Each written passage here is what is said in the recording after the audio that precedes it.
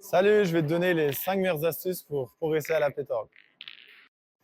Alors, astuce numéro 1, c'est de se laisser filmer ou par exemple de prendre un trépied, de filmer son style pour améliorer son style et de voir ses défauts, ce qu'on pourrait améliorer. Et je pense que toutes les stars ont déjà fait ça.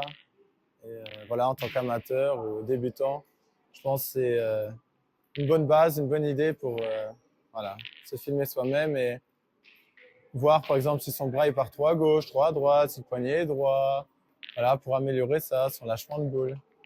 Voilà. Astuce numéro 2, c'est d'essayer plusieurs diamètres. Par exemple, vous êtes plusieurs à me demander quel diamètre je joue ou quel diamètre vous devez prendre. En fait, moi je suis quelqu'un qui change souvent de diamètre, ce qui n'est pas un conseil. Mais voilà, c'est pour tout le temps chercher la perfection en fait. Il y en a, ils me disent ils vont crocheter, alors prenez des boules plus grosses ou plus petites, c'est à vous en fait d'essayer. Et voilà, après, il faut se dire que plus la boule est petite avec laquelle on joue, plus c'est difficile à l'adversaire de toucher la boule, mais aussi plus c'est difficile pour nous de la toucher. Et voilà, plus elle est grosse, plus c'est facile pour nous de la taper, mais plus c'est facile pour l'adversaire aussi. Voilà, c'est des petits détails comme ça, mais c'est à vous d'essayer en fait. N'achetez pas tout de suite 10 paires de boules avec des diamètres différents, demandez à des amis d'essayer quelques jours les diamètres et voilà. Astuce numéro 3, c'est de jouer avec des amis. C'est vraiment très important de jouer entre amis, de jouer avec des gens en qui on a confiance. Parce que déjà, on se sent à l'aise, ça nous retire un peu de pression.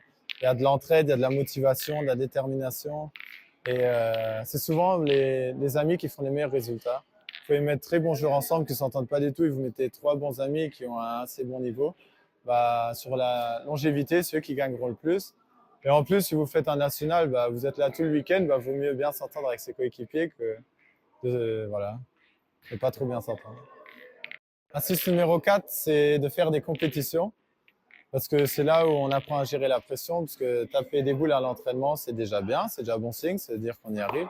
Mais le plus dur et ce qui compte le plus, c'est de le faire après en compétition, sous voilà, un peu de pression. Et c'est pour ça, plus vous allez faire de compétition, plus vous allez avoir le stress et plus vous allez apprendre à le gérer. Et voilà, ça ira de mieux en mieux. Donc, faites des compétitions ou même à l'entraînement, mettez un peu de, je sais pas, faites des paris ou vous jouez une pizza, une tournée, qu'il y ait un peu de stress en fait. Voilà. La cinquième, la dernière astuce pour s'améliorer à la pétanque, c'est à l'entraînement de s'entraîner à de longues distances. Parce que souvent, je vois les gens qui s'entraînent à 6-7 mètres.